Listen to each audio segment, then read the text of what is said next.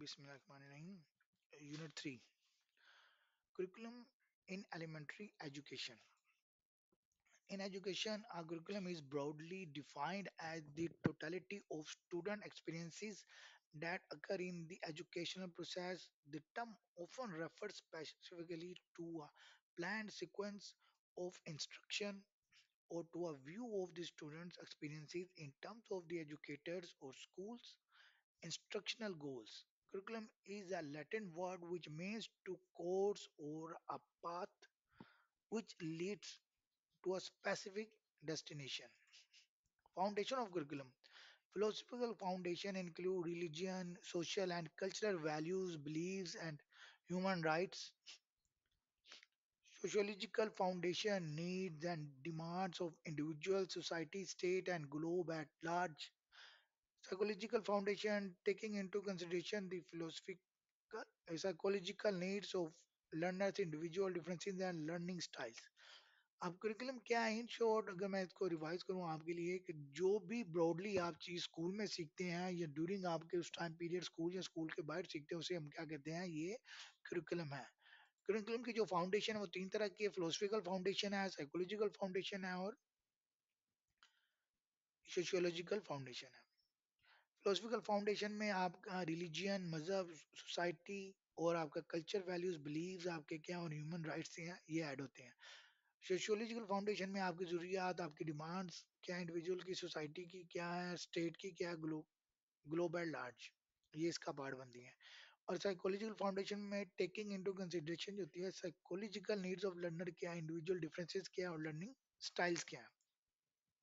Types of curriculum में formal curriculum है, जैसे आपको कोई क्लासेस करवाई जाती है स्कूल में, वो आपका फॉर्मल करिकुलम है। परसीव करिकुलम जिससे आप परसीव करते हैं। एक्सपेरिमेंटल करिकुलम जो आप एक्सपीरियंसेस करके एक्टिविटीज करके सीखते हैं। ऑब्जर्व करिकुलम जो आप ड्यूरिंग ऑब्जर्वेशन किसी भी इवेंट किसी भी एक्टिविटीज के दौरान करते हैं वो आपका ऑब्जर्व करिकुलम होता है। प्लान एंड ओवर्ट करिकुलम ऐसा करिकुलम जो आपका प्लान होता है कि कब कौन से टाइम में क्लास होनी है, कब स्पोर्ट्स होने हैं, कौन सा कल्चर इवेंट, डिफरेंट जो भी चीजें आप उसमें कवर करते हैं। और हिडन और कवर्ड कुरिकुलम ऐसा कुरिकुलम जो हिडन होता है, जो कवर तो कार्य होते हैं लेकिन वो आपको शो नहीं हो रहा था। फिर curriculum development process phases. Curriculum के डेवलपमेंट के जो फेजेस हैं वो 6 फेजेस हैं। नंबर 1 है analysis of situation including society demands, economic condition, political maturity, national interest and global requirement. इसमें आपने एनालिसिस करनी है सिचुएशन के, किसके मुताबिक, सोसाइटी के मुताबिक, इकोनॉमिक कंडीशंस के मुताबिक, पॉलिटिकल मैच्योरिटी क्या है, फिर नेशन का आपके नेशनल इंटरेस्ट क्या है और ग्लोबल रिक्वायरमेंट क्या है।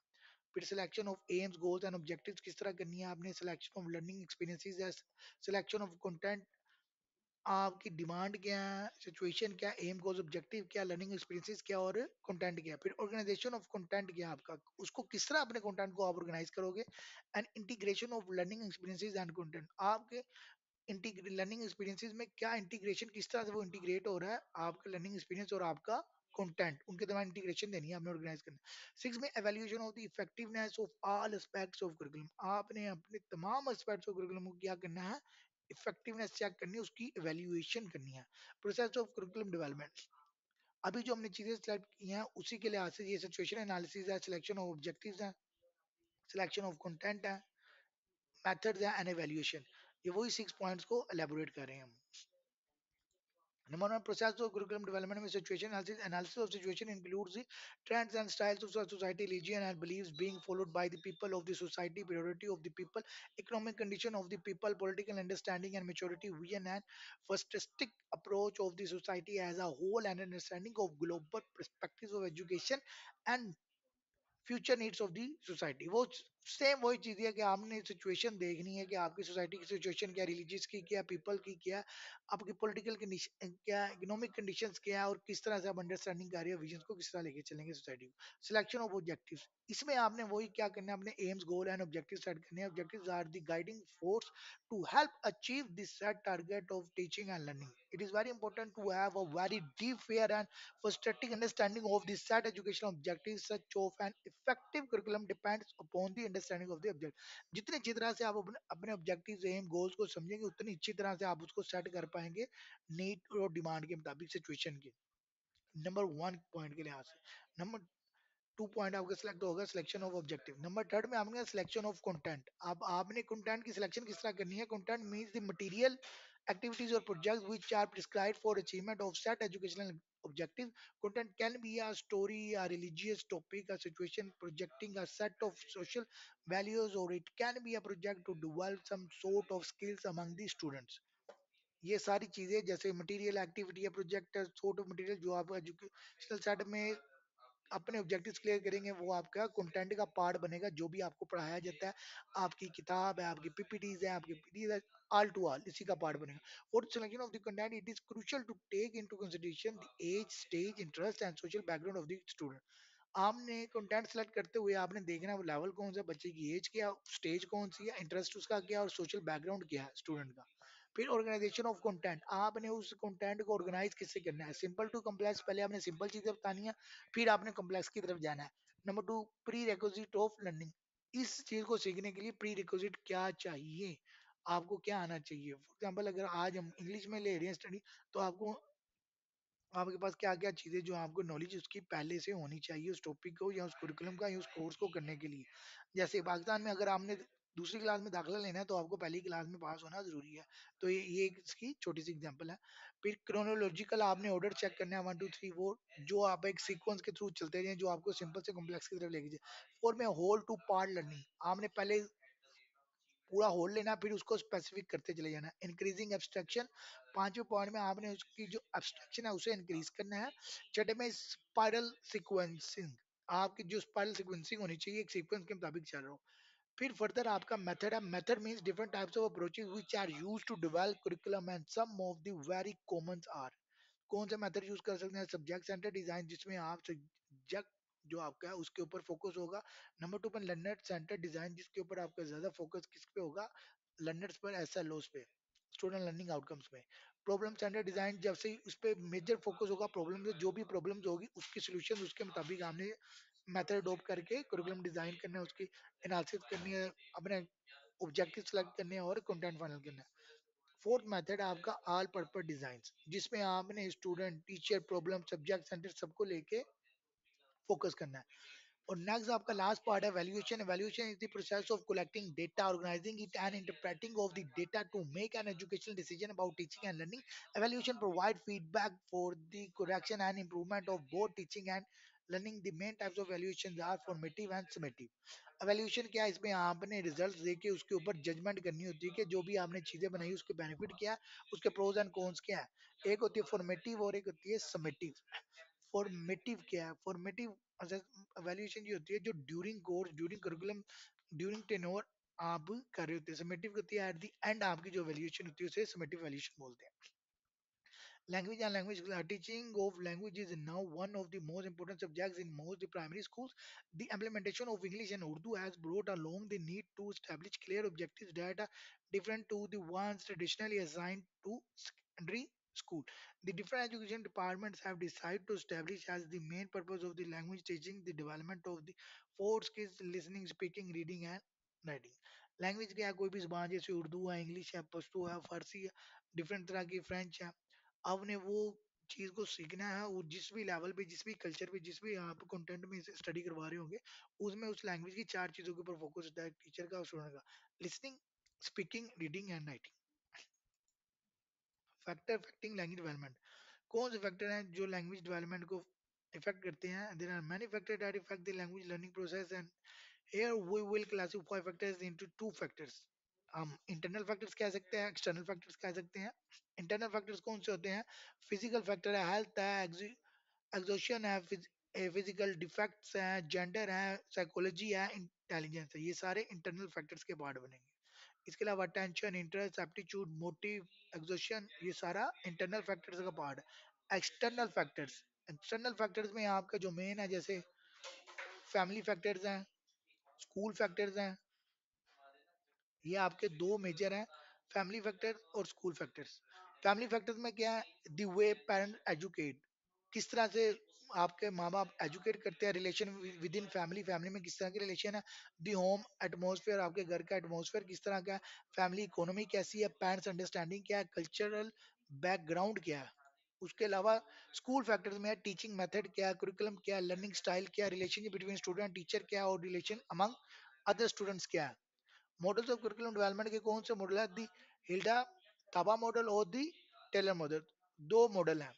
जो Taba model grass root rational है, Hilda model follow the grass root approach in developing curriculum. ये जड़ से यानी कि ग्रास रूट से डेवलपमेंट जो करता है उसे हिल्डा तबा मॉडल बोलते हैं। She believed in an inductive approach to curriculum development for her it should be the teachers who design the curriculum rather than the higher authority. इसमें वो कहते हैं जो कुरिकुलम डिवाइड करती है वो रूट से है। पढ़ाना किसने, टीचर ने। डील किसने करना, टीचर ने। सिखाना किसने, टीचर ने। तो कौन कुरिकुलम डिजाइन करे, टीचर। इसे बोलते हैं तबा model. 7 major steps teachers would have major input। Teacher के मेजर इनपुट के साथ स्टेप है स्टेप 1 डायग्नोज ऑफ नीड। इसमें उसने क्या करना है, उसने स्टूडेंट की नीड को डायग्नोज करना है। The teacher can designer start the process by identifying the needs of the student for whom the curriculum is to be defined। कि किसके लिए वो कुरिकुलम को डिफाइन करने लगा, उसकी क्या जरूरत है, उसके मुताबिक उसने क्या करना है, डायग्नोज करना है कि प्रॉब्लम क्या, आइडेंटिफाई करना है। स्टेप 2 में फॉर्मुलेशन ऑफ ऑब्जेक्टिव, उसने उस ऑब्जेक्टिव्स की फॉर्मुलेशन करनी है। After teacher identify needs that require attention he specify objective to be accomplish. उस प्रॉब्लम को, उस आइडेंटिफिकेशन को, जो उसकी नीड है उसको किस तरह फुलफिल करना है। स्टेप 3 में सिलेक्शन ऑफ कंटेंट, उस नीड को पूरा करने के लिए अब उसने कंटेंट सब्जेक्ट मैटर जो है वो फाइनलाइज करना है, सिलेक्ट करना है। फोर्थ में organize of organization of content, उसने उस कंटेंट की ऑर्गेनाइजेशन करनी है कि वो उस कंटेंट को किस तरह से सीक्वेंस करके कंसिडरेशन करके एकेडमिकली उसकी वो जो प्रॉब्लम उसने वन आइडेंटिफाई की थी उसकी सोल्यूशन किस तरह देगा ताकि वो उसके इंटरेस्ट के मुताबिक अचीव कर सके। और स्टेप 5 में सिलेक्शन ऑफ लर्नर एक्सपीरियंस, के लर्नर एक्सपीरियंस किस तरह से आएगा। इसका इसमें क्या करना होता है, content must be presented to the student and they must engage the content. उसने अपना कंटेंट किसको प्रेजेंट करना है, स्टूडेंट को। वो इस तरह प्रेजेंट करना है कि बच्चे उसके साथ एंगेज हो जाए। Here the teacher selects and does instructional methods that will involve the student with the content. Step 6 है ऑर्गेनाइजेशन ऑफ लर्निंग एक्सपीरियंसेस। आपके जो लर्निंग एक्सपीरियंस है उसको ऑर्गेनाइज करें। As content must be sequenced and organize the learner activities to. सातवां step है evaluation and means of evaluation. The curriculum planner must determine just what objectives have been accomplished. वो determine करे कि कौन से ऑब्जेक्टिव्स हमने achieve कर लिए। evaluation procedure need to be considered by the teacher and student। Next model है Taylor rational linear approach. इसे क्या बोलते हैं हम, लीनियर अप्रोच। इसमें Taylor rational revolves around central questions they need be answered if the process of curriculum development is to proceed these stages। इसमें 4 stages हैं। पहली है सेटिंग ऑब्जेक्टिव्स, आपने ऑब्जेक्टिव्स को सेट करने हैं।